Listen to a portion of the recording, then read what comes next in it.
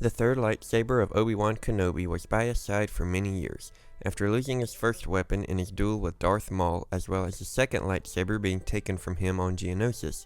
Obi-Wan constructed his third saber in 22 BBY, and it served him throughout the Clone Wars, his duel on Utapau against General Grievous, the events of Order 66, his first duel with Anakin Skywalker, now known as Darth Vader, on Mustafar, and was on Tatooine with the Jedi Knight during his exile, until finally facing Vader one last time on the Death Star, where Obi-Wan would meet his end and his weapon would be taken by his former apprentice. In canon, we don't really know much about what happened to Obi-Wan's lightsaber after this, and it was presumed to have been destroyed along with the Death Star, so we'll be pulling from legends, as there is much more information for us there. As we know, Vader took the lightsaber of his old master after Obi-Wan fell, only to become one with the Force.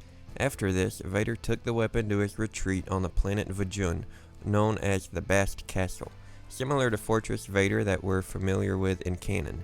It was here that Vader would keep the lightsaber as a trophy, where he could be reminded of Obi-Wan's defeat at his hands. I would like to make a video about Bast Castle soon, so I won't really cover it much here, but it was really Vader's personal fortress and home in Legends, similar to the fortress on Mustafar from canon. It was at the castle that the blue-bladed weapon would remain as a relic for quite some time.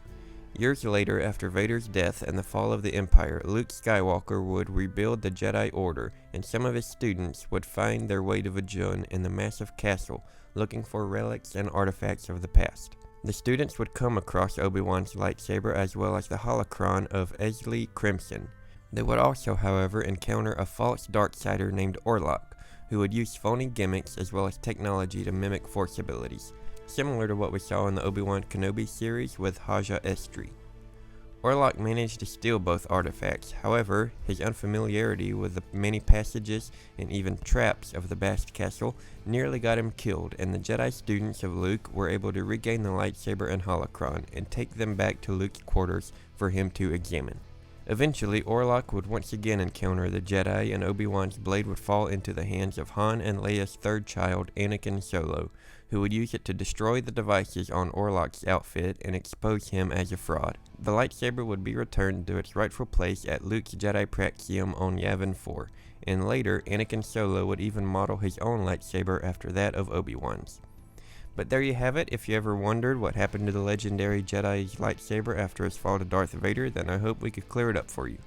At the time of this video, we've almost reached 100 subscribers, so I just want to say a huge thank you very much for that.